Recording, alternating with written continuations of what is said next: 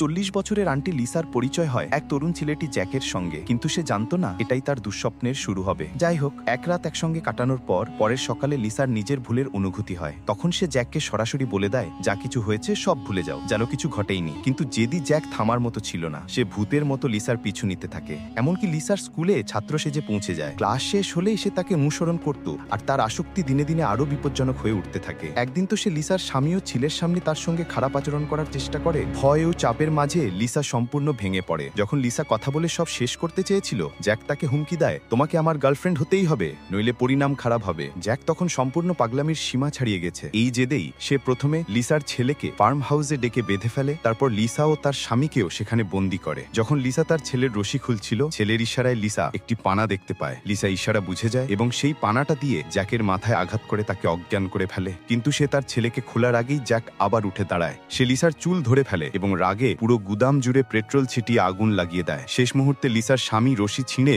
পরিবারকে বাইরে বের করে আনে। যখন জ্যাক লিসাকে খুঁজছিল, তখন লিসা হঠাৎ পিছন থেকে তাকে ডাক দেয়। জ্যাক ঘুরতেই লিসা পাশে থাকা ভারী মেশিনটি তার উপর ফেলে দেয়। এইভাবে জ্যাক নিজের জেদ আর নোংরা বাসনার কারণে নিজের জীবন হারায়।